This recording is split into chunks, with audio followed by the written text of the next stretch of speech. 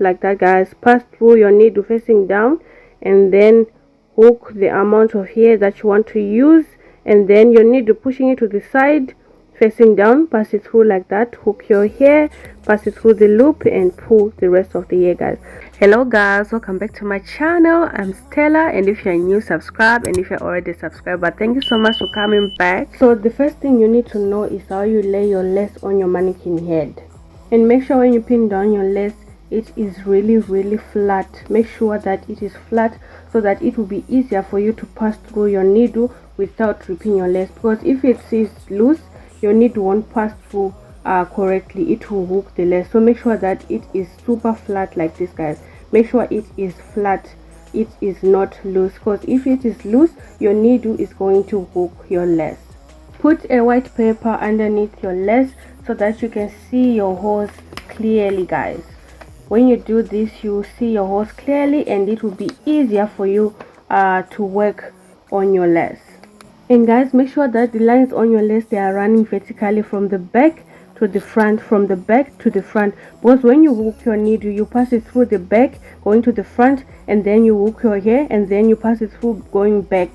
So you make sure that these lines, they are running straight like this, guys, vertically from the back to the front, or from the front to the back. They are not running horizontally. Make sure they are like this, guys, so that it will be easier for you to pass through your needle. The most important factor, guys, of them all, when you want to avoid ripping your lace, is the type of tool that you use when you're ventilating, guys. Make sure that you use a ventilating needle, this one, and not a crochet. This one is not for hair ventilation, guys. It will rip your lace, it will hook your lace, everything, guys. It will destroy your lace, and your closure will not look good, guys. Let me show you an example. So guys, like this, and you do this, and then you see right here your lace is stretching because it is too big for ventilation, guys. So this one is not for ventilation, and if you manage to pass it through, you see your lace, it will just rip your lace. Like, you see, it will leave a big hole like this, guys. Imagine when you do like 3 to 4 holes, your lace will be ripped all through the lace. It will be like big holes. It will rip your lace, guys. So make sure you know the type of tool to use when you're ventilating. Make sure that you use a ventilating needle and not this, guys. You see, it is too big. It rips your lace, guys. You see, there's a big hole right here. You see, don't use this for ventilation. It is not for ventilation. It will rip your lace. In order for you to pass through your needle without ripping your lace, guys, you need to make sure that you're holding it comfortably. That way you can control it easily. So make sure you're not holding too close, because you won't be able to control it and you will rip your lace, guys. You see, it will be hard for you even to pass it through. And when you hold like too far away, you won't have enough control of it because it is too far. So you need to make sure that you give a little bit of space and you are not holding too far. So this way it will be easier for you to control it, because you're holding your needle comfortably. So make sure that you're holding it correctly so that it will be easier for you to pass it through and control it, and your hand will hold it comfortably, guys. That way you will never rip your lace. The next factor is how you pass through your needle, guys. How you pass through your needle, it is very important when it comes to ventilation and preventing to tear your lace. So guys, when you're passing through your needle, make sure that it is facing down, then you pass it through like this, guys. And when you're pulling it out, make sure that it is not straight like this, because it is going to hook your lace like this, guys. You see, so make sure that when you want to pass it down, you push it to the side facing down, and then you pull it out like that, guys. Put it like this. Then when you want to push it to the side facing down and out like this, guys. Push it to the side facing down and out. If you do it like this, and this is not facing down, and you are not pushing it to the side, the hook is going to rip your lace, guys. As you can see, you cannot pass it through, guys.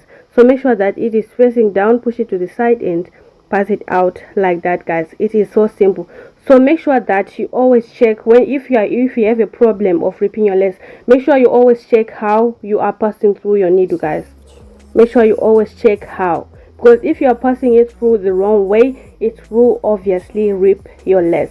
And the other thing that the other questions that I always get asked is the number of needle, does it contribute in ripping your lace, guys?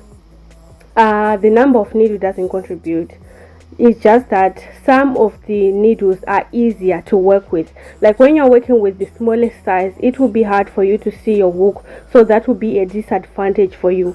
But if you work with size 1 to 2, which is this one, it is easier to work with, it is easier to see the hook, it is easier to control. And also size 2 to 3, it is easier to work with. And the main reason for the size of your needle is this needle, the size 1 to 2, it picks 1 to 2 strands of hair, and you can also pick 3 with it. So it is best if you buy a size 1 to 2. The size 1 to 1, it picks only 1 strand of hair, and it is too small, so I don't advise that size for beginners.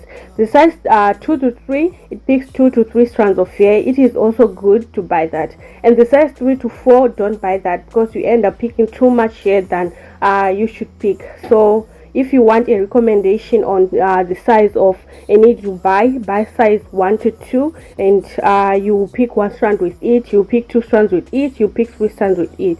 So it is the best size to buy when you want to buy your needle. So let's try the example using here. So you pass through your needle like that, and then you hook your hair, and then pushing to the side, and then you twist and turn, and then pull your hair through the loop, tie your knot, and pull the rest of your hair. So let's do it again. Pass through your needle like that, and then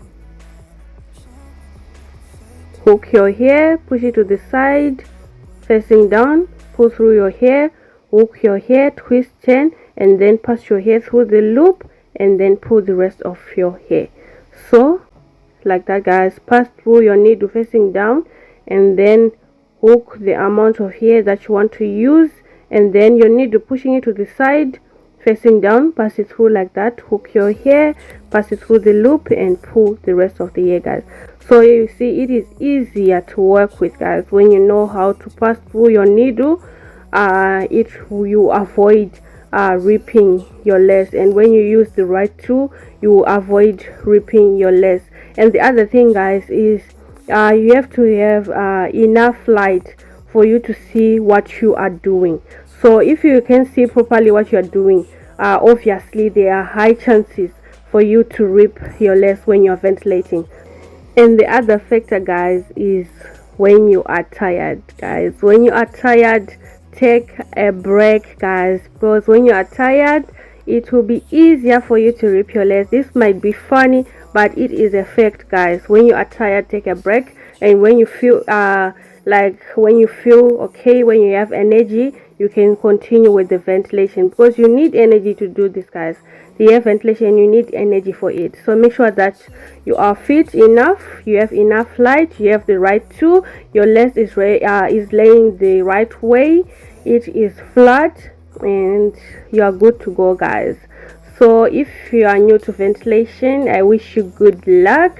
Always keep practicing, guys, and you will get better. Like they say, the more you practice, the better you get on doing something. So keep practicing, don't give up.